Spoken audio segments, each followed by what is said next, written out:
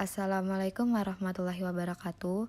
Kami dari kelompok 9, kelas A Prodi Pendidikan Ekonomi, Universitas Negeri Yogyakarta tahun 2021 akan mempresentasikan hasil diskusi kami mengenai materi monopoli untuk mata kuliah Makroekonomi 1 yang diampu oleh Bapak Bambang Soprayetno, SEMSC, dan Ibu Daru Wahyuni, SEMSI. Memasuki materi, saya akan memperkenalkan anggota kelompok 9 terlebih dahulu.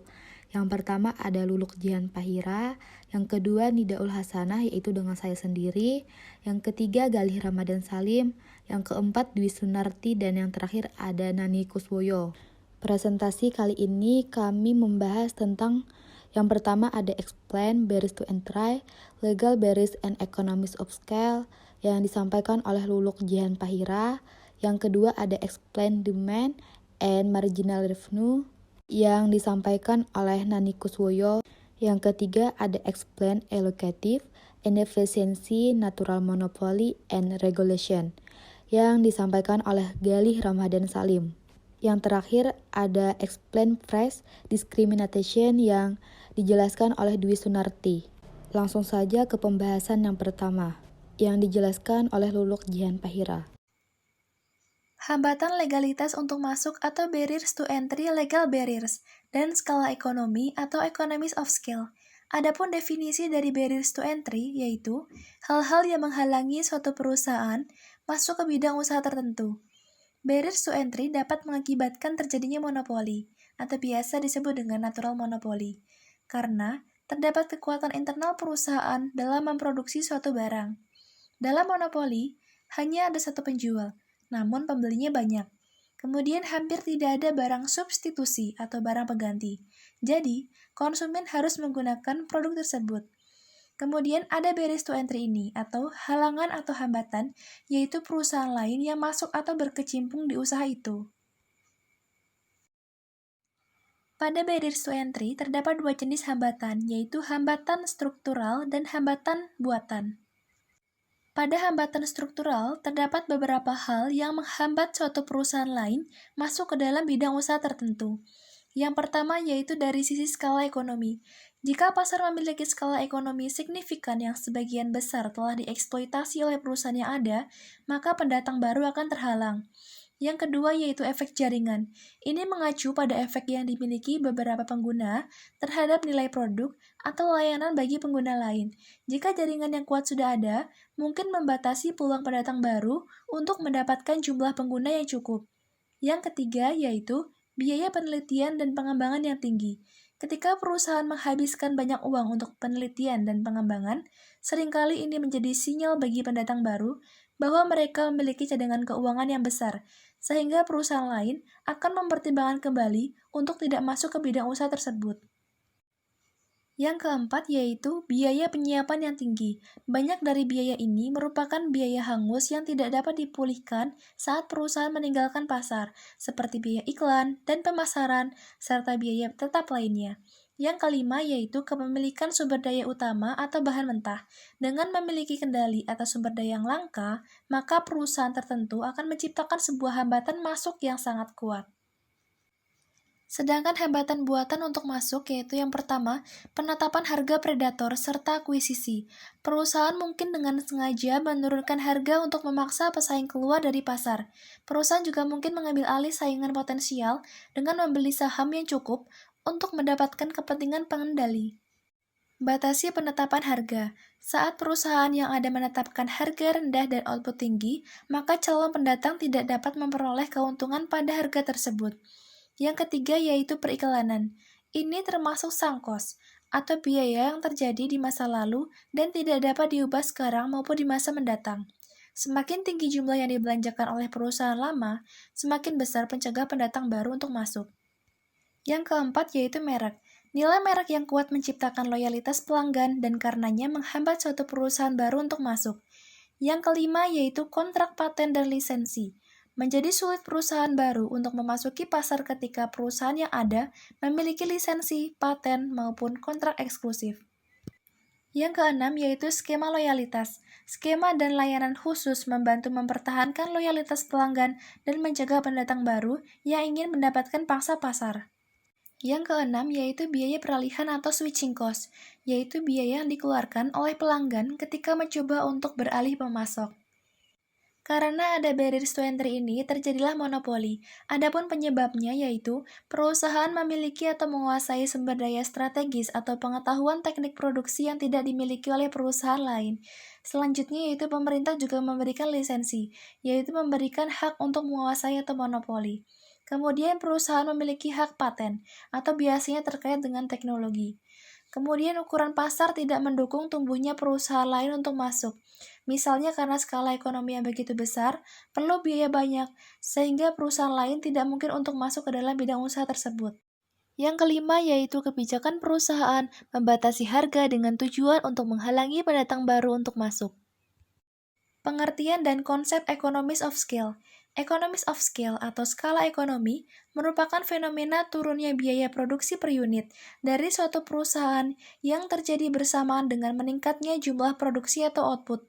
Ketika kita memproduksi sesuatu barang yang mula-mula berada pada titik CQ, ketika kita meningkatkan jumlah produksi, maka akan terjadi penurunan biaya sehingga menyebabkan titik CQ berpindah ke titik C1 Q2.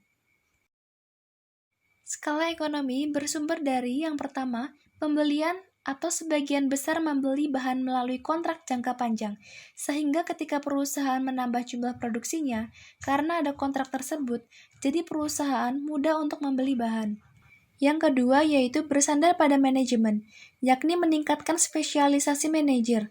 Hal ini dimaksudkan untuk membagi jumlah manajer untuk melaksanakan tugasnya masing-masing. Tujuannya yaitu untuk menurunkan biaya ketika menambah jumlah produksi. Yang ketiga dapat berasal dari keuangan. Dari sisi keuangan ini diperoleh beban bunga yang lebih rendah saat meminjam dari bank dan memiliki akses ke berbagai instrumen keuangan yang nilainya lebih besar. Yang keempat yaitu pemasaran, atau mengalokasikan biaya iklan selama rentang yang lebih besar di pasar media output. Ketika terdapat peningkatan jumlah produksi, maka biaya iklan yang dibebankan akan dialokasikan dengan rentang waktu yang lebih lama dibandingkan sebelum ada peningkatan produksi. Berbicara mengenai economies of scale atau skala ekonomi ini terbagi menjadi dua, yaitu skala ekonomi internal dan skala ekonomi eksternal. Perhatikan bagan berikut. Bagan berikut menjelaskan terdapat perbedaan di antara dua jenis skala ekonomi. Dalam skala ekonomi eksternal, biaya per unit ini dipengaruhi oleh besarnya industri. Sedangkan pada skala ekonomi internal, biaya per unit dipengaruhi oleh besarnya satu perusahaan. Kemudian dari standar industri domestik dalam skala ekonomi internal, tidak ada keunggulan bagi perusahaan besar dan memiliki ciri khusus yaitu terdapat banyak perusahaan kecil.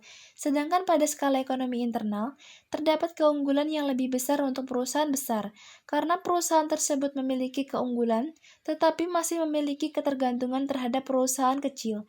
Kemudian dari sisi market atau struktur pasarnya, untuk skala ekonomi eksternal ini akan menuju ke arah perfect competition market atau pasar persaingan sempurna. Sedangkan pada skala ekonomi internal, lebih mengarah ke imperfect competition market atau pasar persaingan tidak sempurna. Selanjutnya adalah explain demand and marginal revenue. Kurva permintaan menunjukkan kemampuan konsumen dalam membeli suatu barang. Hal ini sangat penting bagi monopolis untuk mengetahui seberapa besar mereka harus menurunkan harga. Pendapatan marginal sendiri adalah pendapatan tambahan yang diterima produsen dari menjual satu unit lagi barang yang dia hasilkan. Karena maksimalisasi keuntungan terjadi pada kuantitas di mana pendapatan marginal sama dengan biaya marginal. Biaya marginal sendiri adalah biaya tambahan yang dikeluarkan saat produsen menambah satu unit lagi barang yang ia hasilkan. Dalam suatu monopoli, kurva permintaannya adalah kurva permintaan pasar. Oleh karena itu, kemiringan kurva permintaan bagi monopolis adalah berselop negatif atau menurun. Jika monopolis menaikkan harga barangnya, maka pembelian barang tersebut akan turun. Begitu juga apabila monopolis mengurangi jumlah produksinya, maka harga keluarannya meningkat. Cara untuk melihat perbedaan kurva permintaan perusahaan kompetitif dan monopoli adalah kurva permintaan dari perusahaan kompetitif adalah horizontal. Sebanyak apapun mereka menjual barangnya, maka harganya tidak akan berubah. Hasilnya, perusahaan kompetitif memilih menjual produk yang memiliki banyak substitusi. Kurva kurva permintaan memberi suatu batasan bagi monopolis untuk memperoleh keuntungan dari kekuasaan pasar yang dimilikinya. Monopolis, jika bisa memilih, pasti akan memilih menjual barang pada harga yang tinggi dengan penjualan sebanyak mungkin. Akan tetapi, kurva permintaan menegasikan hal tersebut. Lebih khususnya, kurva permintaan menjelaskan kombinasi barang dan jasa yang tersedia bagi monopoli. Berikut contoh dari kurva permintaan perusahaan persaingan kompetitif dan juga monopoli.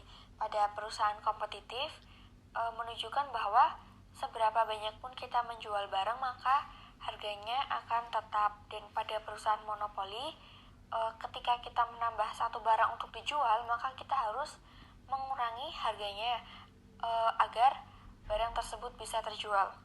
Kurva permintaan atau demand juga merupakan kurva average revenue bagi perusahaan monopolis.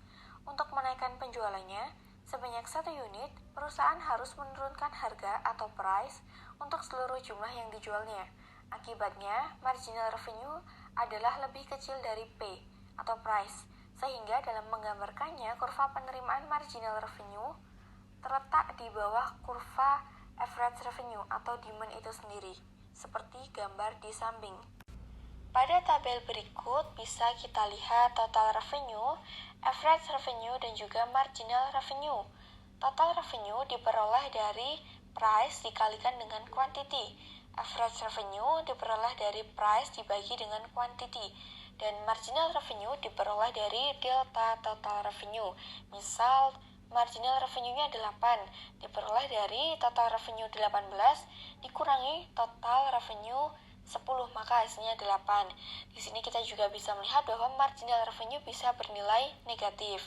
Dan di tabel ini terlihat bahwa marginal revenue itu di bawah dari harga barang. Itulah mengapa kurvanya di bawah dari price. Ketika perusahaan menaikkan jumlah penjualan barang, monopolis harus menurunkan harga barang untuk seluruh pelanggannya. Kemudian akan ada 2 dampak pada pendapatan total. Yang pertama, efek luarannya. Semakin banyak output yang dijual, maka quantity akan meningkat, sehingga cenderung meningkatkan pendapatan total. Dampak yang kedua adalah efek harga, yaitu harga akan menurun, maka price-nya akan lebih rendah. Yang mana, menurut kami adalah akan cenderung menurunkan pendapatan total. Nah, akibatnya ketika monopolis menambah 1 unit produksinya, maka harga harus diturunkan pada setiap unit yang dijual dan mengakibatkan berkurangnya pendapatan dari tiap-tiap unitnya. Hasilnya, pendapatan marginal lebih kecil daripada harga barang yang dijual. Pada kurva di samping menunjukkan kurva permintaan dan juga pendapatan marginal perusahaan monopoli. Pendapatan marginal atau marginal revenue bisa negatif apabila efek harga lebih besar daripada efek keluarannya. Pada kasus ini, perusahaan memproduksi 1 unit tambahan, harganya berkurang sehingga pendapatan total perusahaan akan menurun, meskipun perusahaan tersebut menjual dalam jumlah yang banyak. Explain allocative inefficiency, natural monopoly, and regulation. Inefisiensi adalah tidak maksimalnya pemanfaatan, tidak ada peningkatan atau rendahnya nilai. Fungsi lainnya adalah kemampuan untuk menekan biaya produksi yang harus dikeluarkan perusahaan. Alokasi adalah penentuan banyaknya barang yang disediakan untuk suatu tempat atau penjatahan. Alokasi juga dapat diartikan penentuan banyaknya uang atau biaya yang disediakan untuk suatu keperluan. Jadi, inefisiensi alokasi adalah tidak maksimalnya pemanfaatan atau tidak ada peningkatan atau rendahnya nilai untuk membuat penjatahan atau penentuan banyak uang atau biaya yang disediakan untuk suatu keperluan. Yang kedua, monopoli alami atau natural monopoly dan peraturannya. Natural monopoly merupakan suatu jenis pasar yang terjadi secara natural atau alamiah. Hal ini bisa terjadi karena perusahaan monopoli mempunyai atau memproduksi suatu otentik dan khas yang tidak dimiliki para pesaing. Jenis inefisiensi. Ada 7 jenis inefisiensi yang sering dijumpai pada proses bisnis, yaitu sebagai berikut. Yang 1, overproduksi. Kedua, pergerakan. Yang ketiga, menunggu. Yang keempat, transportasi. Yang kelima, proses ekstra. Yang keenam, inventaris. Yang terakhir, rusak atau cacat. Monopoli buatan dan alami. Perbedaan monopoli buatan dan monopoli alamiah adalah pada monopoli buatan, pasar monopolis yang ada dibentuk seperti pembentukan kartel maupun terus oleh sekumpulan pengusaha untuk mengendalikan pasar. Sedangkan monopoli alamiah adalah monopoli yang terjadi karena murni mekanisme pasar. Contoh monopoli alamiah di Indonesia, contohnya adalah PT PLN Persero di industri listrik dan PT Kereta Api Indonesia Persero di industri kereta api. Kedua industri tersebut memerlukan investasi yang sangat besar untuk membangun infrastruktur jaringan. Ketika jumlah pengguna meningkat, biaya rata-rata perusahaan turun dan produksi mereka menjadi lebih efisien. Menurut William A. McIachen pada bukunya halaman 149 tahun 2001, diskriminasi harga merupakan menaikkan laba dengan cara menjual barang yang sama dengan harga yang berbeda untuk konsumen yang berbeda atas dasar atau alasan yang tidak berkaitan dengan biaya. Diskriminasi harga biasanya mengacu pada pengenaan harga berbeda untuk produk atau jasa yang sama kepada kelompok pelanggan yang berbeda atau dalam pasar yang berbeda. Jenis-jenis diskriminasi harga ada 3. Yang pertama ada diskriminasi harga tingkat pertama. Diskriminasi harga tingkat pertama atau yang sering disebut dengan diskriminasi harga sempurna terjadi saat suatu perusahaan mampu memberikan harga yang lebih tinggi yang bersedia dan juga mampu dibayar oleh setiap orang. Untuk yang kedua, diskriminasi harga tingkat kedua. Pada jenis diskriminasi harga ini, perusahaan akan menggunakan volume pembelian sebagai alat ukur kesediaan dalam membeli. Volume pembelian pun nantinya akan menunjukkan bagaimana pihak pelanggan dalam menilai suatu produk. Perusahaan menggunakan strategi ini sebagai cara dalam membedakan harga pada setiap pelanggan. Jenis yang ketiga ada diskriminasi harga tingkat ketiga. Diskriminasi harga jenis ini bisa terjadi bila perusahaan mampu mengelompokkan pelanggan pada beberapa segmen dengan berdasarkan variabel geografis ataupun variabel non-volume lainnya. Pada diskriminasi harga derajat pertama ini, untuk dapat melakukan kebijakan diskriminasi harga pertama, monopolis harus mengetahui permintaan dari setiap konsumen. Pada diskriminasi harga derajat pertama ini, monopolis mengambil seluruh surplus dari konsumen. Pada diskriminasi harga derajat kedua ini, biasanya diterapkan pada komoditi public utility. Diskriminasi harga derajat kedua, monopolisnya hanya mengambil sebagian dari surplus konsumen. Di sini juga terjadi pemindahan keuntungan atau surplus dari konsumen kepada monopoli sehingga menguntungkan monopoli dan merugikan konsumen.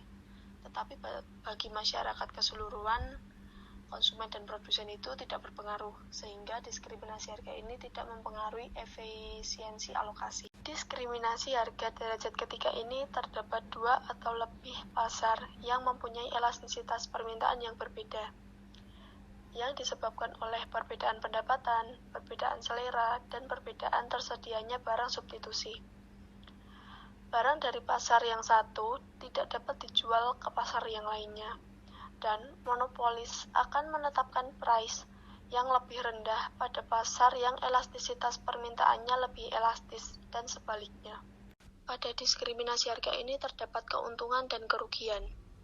Pertama kita bahas keuntungannya terlebih dahulu. Yang pertama, peningkatan pendapatan. Salah satu contoh perusahaan yang bisa mengeruk keuntungan dari diskriminasi harga adalah perusahaan transportasi.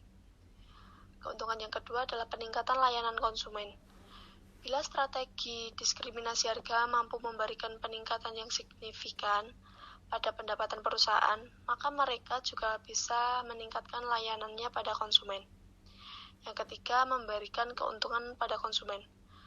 Selain memberikan keuntungan pada produsen, diskriminasi harga juga mampu memberikan keuntungan bagi konsumen.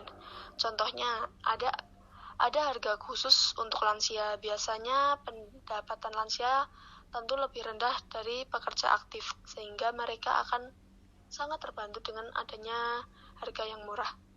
Keuntungan yang terakhir adalah mengelola permintaan konsumen.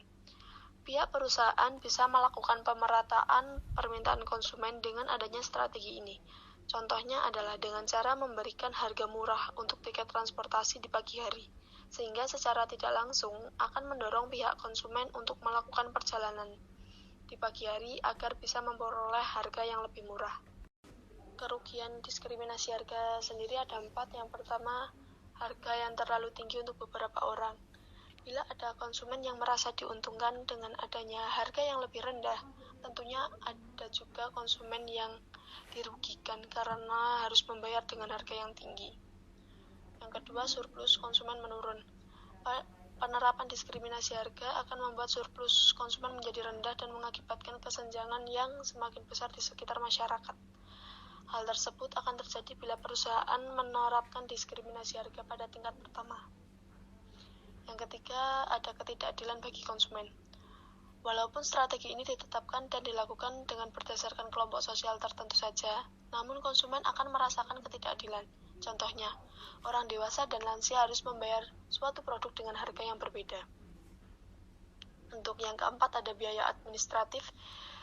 Biaya administratif yang harus dikeluarkan perusahaan akan berakibat pada peningkatan harga produk secara langsung. Contoh penerapan diskriminasi harga ada 4. Yang pertama, pada industri transportasi. Transportasi adalah industri yang paling besar dalam hal menerapkan diskriminasi harga. Seluruh transportasi saat ini, mulai dari transportasi darat, laut, hingga udara, menerapkan tarif harga yang berbeda-beda. Untuk yang kedua, ada harga retail. Pihak produsen bisa menjual produknya pada satu perusahaan retail yang sama pada beberapa daerah secara bersamaan. Yang ketiga, ada kupon. Memberikan kupon adalah cara produsen agar bisa membedakan konsumen mana yang lebih sensitif pada harga dan mana yang tidak, sehingga pihak produsen bisa menarik harga yang lebih tinggi untuk mereka yang tidak sensitif pada harga. Dan yang terakhir, ada harga premium. Harga premium yang ditetapkan pada suatu produk, artinya produsen mengeluarkan biaya marginal yang lebih tinggi untuk produk tersebut daripada produk lainnya. Diskriminasi harga dapat dikatakan berhasil jika saat perusahaan mampu mencegah pengiriman barang dari pasar yang lebih murah pada pasar yang lebih mahal, atau dengan menghindari penjualan kembali produk dari individu yang membeli produk lebih murah pada individu yang membeli produk yang lebih mahal. Untuk itu, biaya transportasi memiliki peran yang penting. Tingginya biaya transportasi akan mengurangi keuntungan yang didapatkan dari penjualan kembali berbagai barang yang mendukung keberhasilan diskriminasi harga. Untuk itu, jangan heran bila praktik diskriminasi ini lebih berhasil diterapkan pada pasar asing yang berbeda karena melibatkan jarak tempuh sehingga akan meningkatkan biaya transportasi. Sekian presentasi dari kami. Apabila ada kesalahan kata, mohon dimaafkan. Dan yang ingin bertanya silahkan berkomentar di Facebook. Terima kasih. Wassalamualaikum warahmatullahi wabarakatuh.